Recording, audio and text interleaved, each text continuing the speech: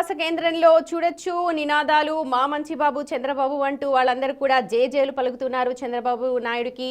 Disaster management లో గతంలో కూడా చాలా తుఫాన్లను సమర్థవంతంగా ఎదుర్కొని అలాగే ఇమీడియట్ గా రీస్టోర్ చేసిన చరిత్ర చంద్రబాబుకుంది. నేపథ్యంలోనే అక్కడ విపత్తులు ఎదురైనప్పుడు తానే స్వయంగా రంగంలోకి దిగి జరుగుతున్న పరిస్థితులన్నింటినీ కూడా సమీక్షిస్తూ ఉంటారు. ప్రస్తుతం అదే జరుగుతోంది.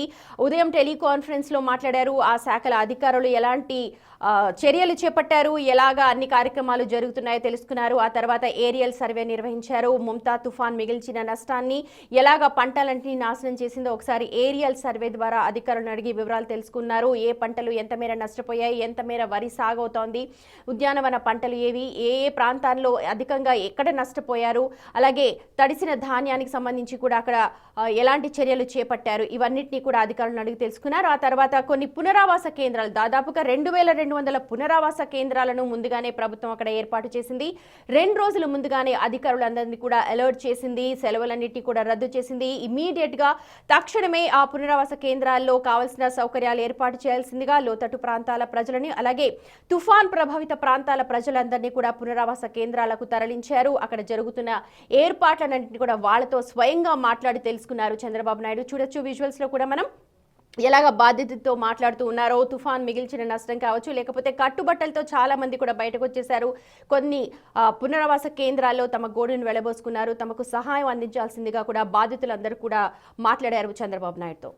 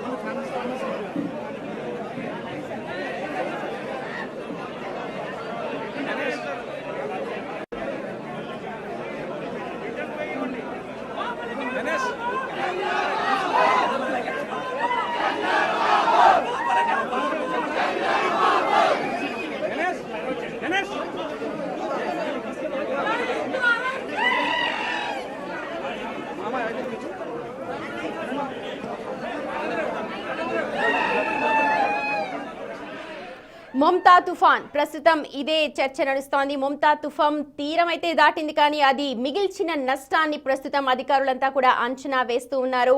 ఈ నేపథ్యంలోనే స్వయంగా ఏపీ సీఎం చంద్రబాబు నాయుడు రంగంలోకి దిగారు. ముంతా తుఫాన్ సృష్టించిన నష్టాన్ని అంచనా వేస్తూ ఉన్నారు. అధికారులతో కలిసి ఏరియల్ సర్వే నిర్వహించారు. విండోలో చూడొచ్చు బిగ్ టీవీ స్క్రీన్ మీద ఎలాగా ఊరు వాడ అంతా ఏకమైపోయిందో, చెరువుల్ని తలపిస్తున్నాయి మొత్తం అంతా కూడా. అక్కడ అధికారులను అడిగి వివరాలు తెలుసుకుంటారు. ఇప్పటి వరకు అయితే దాదాపు 4 లక్షల మేర పంట నష్టం జరిగినట్టుగా ప్రాథమికంగా అంచనా వేశారు. ఈ అంచనా మరింత పెరిగే అవకాశం కనిపిస్తోంది. పూర్తిగా క్షేత్రస్థాయిలో పర్యటించి అధికారులందరూ కూడా నివేదిక సమర్పించిన తర్వాత దీన్ని సమీక్షించే అవకాశం కనిపిస్తోంది. ఇప్పటికే ఆక్వా రైతులు కావచ్చు, వరి, చెరుకు, ఉద్యానవన పంటలు కావచ్చు, రైతన్నల్ని కూడా తప్పకుండా ఆదుకుంటామంటూ భరోసా ఇస్తూ ఉన్నారు చంద్రబాబు నాయుడు. ప్రతి ఒక్కరూ ఎవరైతే ఈ తుఫాను ఎదుర్కొన్నారో, క్షేత్రస్థాయిలో పనిచేశారో, సమన్వయంతో శాఖలన్నీ కూడా పనిచేశాయో వాళ్ళందరికీ కూడా కృతజ్ఞతలు తెలుపుతూనే ఇలాగే సమిష్టిగా పనిచేయాల్సిన అవసరాన్ని కూడా గుర్తు చేశారు. వాళ్ళందరికీ కూడా కృతజ్ఞతలు చెప్పారు. అలాగే ఇలాంటి కృషిని ఇంకా ముందు కొనసాగించాలన్నారు. ఆ తర్వాత కొన్ని పునరావాస కేంద్రాలని సందర్శించారు.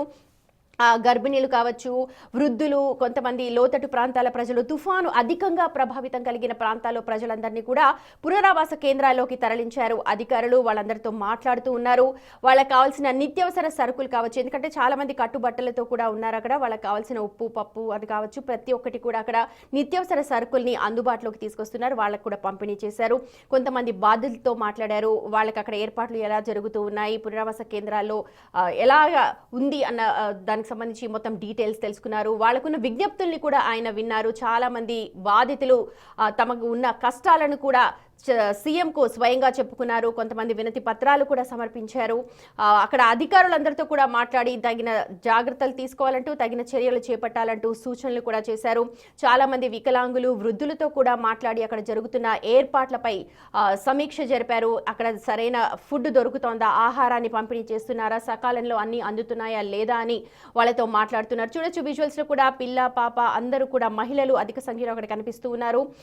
వృద్ధులు, చిన్నపిల్లలు, మహిళలు, గర్భిణీలను ఇమీడియట్ గా తక్షణమే ఆ పునరావాస కేంద్రాలకు తరలించారు. ముందుగానే, ఈ 2 రోజులు ముందుగానే.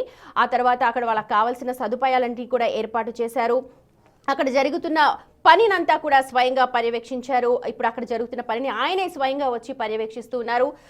మొంతా తుఫాన్ సృష్టించిన నష్టాన్ని అంచనా వేస్తున్నారు ఓవైపు అధికారులు. అలాగే భీకర గాలులకు మనం చూసాం, నిన్నటి నుంచి కూడా చాలా గ్రామాలకు రాకపోకలు తెగిపోయాయి. అసలు ఎక్కడ కూడా ప్రయాణం చేయడానికి వీల్లేదు, విద్యుత్ లేదు. చాలా మంది కూడా రాత్రి చీకట్లోనే గడిపారు. ప్రస్తుతం విద్యుత్ పునరుద్ధరణ పనులు జరుగుతున్నాయి. ఎప్పటికప్పుడు కూడా త్వరితగతిన పనులు చేపట్టడానికి అధికార యంత్రాంగం అంతా కూడా సిద్ధమైంది. ఈ సాయంత్రం లోపు విద్యుత్ని పునరుద్ధరిస్తామంటూ ఉన్నారు. అలాగే R&B డిపార్ట్మెంట్ కూడా సూచనలు జారీ చేస్తున్నారు. మొత్తం అక్కడ జరిగిన నష్టాన్ని, ఇప్పటికే చాలా మేర రోడ్లు కొట్టుకుపోయాయి. ఆ తీర ప్రాంత అంతా కూడా కోతకు గురైంది. అలాగే ఒంగోలు, నెల్లూరు, అలా గుంటూరు జిల్లాలు, ఈ 3 ఎక్కువగా ప్రభావితమయ్యాయి. సో అక్కడున్న అధికారులందరూ కూడా సమన్వయంతో పనిచేయాలి అని చెప్పి సూచనలు జారీ చేస్తున్నారు. కలెక్టర్లు ప్రస్తుతం అదే పని మీద ఉన్నారు.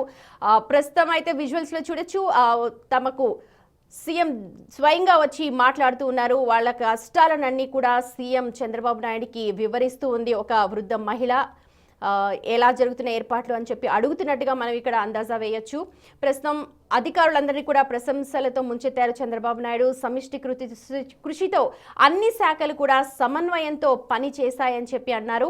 అలాగే వాళ్ళకి కావాల్సిన పునరావాసం కావచ్చు, తిరిగి నష్టపరిహారానికి ఎంత మేర ఉంటుంది, ఎంత పరిహారం చెల్లించాలి అన్న దానిపైన 2-3 రోజుల్లో క్షేత్రస్థాయిలో నివేదికను రూపొందించిన తర్వాత పరిహారాన్ని ప్రకటిస్తామని చెప్పి ఏపీ సీఎం చంద్రబాబు నాయుడు చెప్తూ ఉన్నారు.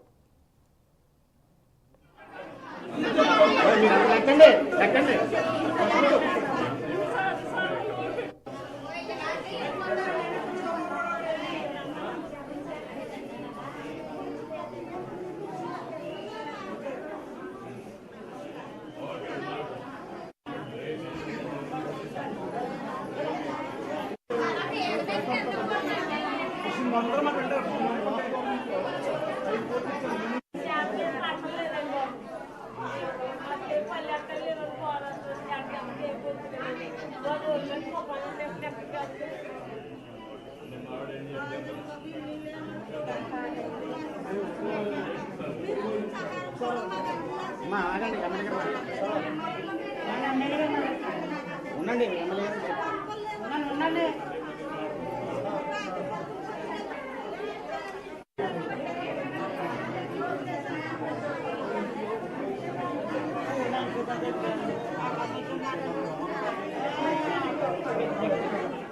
మొంతా తుఫాన్ 2 తెలుగు రాష్ట్రాల్లో కూడా బీభత్సాన్ని సృష్టించింది అని చెప్పాలి. ఇటు తెలంగాణలో కూడా నిన్నటి నుంచి కూడా ఏకరువుగా వానలు పడుతూ ఉన్నాయి.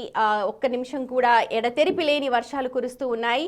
అటు ఏపీ ముఖ్యంగా కోస్టల్ బెల్ట్ అంతా కూడా తీవ్రంగా నష్టపోయింది. ఒంగోలు, ప్రకాశం అలాగే గుంటూరు జిల్లాలు అత్యధికంగా నష్టపోయినట్టుగా మనకు ప్రస్తుతం అందుతున్న సమాచారం. అయితే తీరాన్ని దాటింది మాత్రం మొంతా తుఫాన్ నర్సాపూర్లో. అక్కడ ప్రస్తుతం వర్షాలు నిన్న రాత్రి నుంచి కూడా తగ్గుముఖం పట్టి తెరపిస్తున్నట్టుగా మనకు సమాచారం అందుతోంది. కానీ ఒంగోలు మాత్రం దాదాపుగా నీళ్లలోనే నానుతోంది. ఇంకా కూడా 23 సెంటీమీటర్ల వర్షపాతం అక్కడ నమోదైంది. లైలా తుఫాన్ తర్వాత ఇంత అత్యధికంగా భారీగా వర్షం పడ్డం ఇప్పుడే అని చెప్పి అక్కడ స్థానికులందరూ కూడా చెప్తూ ఉన్నారు. ఇప్పటికే మొత్తం చెరువులన్నీ నిండిపోయి హైవేల మీదకి నీరు వచ్చేస్తోంది. రాకపోకలకు తీవ్ర అంతరాయం ఏర్పడుతోంది.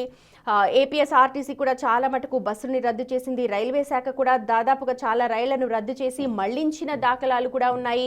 కొన్ని టోల్ ఫ్రీ నంబర్స్ని వాళ్ళకి ఇచ్చున్నారు. టోల్ ఫ్రీ నంబర్స్తో వాళ్ళకి కావాల్సిన సమాచారాన్ని తెలుసుకోమంటూ ఉన్నారు. ఇక ఈ నష్టాన్ని అంచనా వేయడానికి ఏపీ సీఎం చంద్రబాబు నాయుడే స్వయంగా రంగంలోకి దిగారు. ఇవాళ ఉదయం గత 2-3 రోజుల నుంచి కూడా నిరంతరం పర్యవేక్షిస్తూనే ఉన్నారు. కాకపోతే ఇవాళ ఉదయం టెలికాన్ఫరెన్స్ ద్వారా అక్కడ అధికారులతో కలెక్టర్లతో సమీక్షా సమావేశాలు నిర్వహించారు. జరుగుతున్న పనులను సమీక్షించారు. ఆ తర్వాత స్వయంగా ఏరియల్ సర్వే ద్వారా జరిగిన నష్టాన్ని ఆయన కళ్లతో చూడడానికంటూ ఏరియల్ సర్వే నిర్వహించారు. ఎన్ని వాగులు ఉప్పొంగాయి, ఎంత మేర పంట పొలాలు నష్టపోయాయి, ఏ ప్రాంతాల్లో అత్యధికంగా మునిగిపోయాయి భారీ వర్షాలకు, మొంతా తుఫాన్ ఎటువంటి బీభత్సాన్ని సృష్టించింది, ప్రజలు ఎలా కకావికలమైపోయారు, ఇవన్నీ కూడా ఆయన స్వయంగా తెలుసుకోవడానికంటూ ఏరియల్ సర్వే నిర్వహించారు.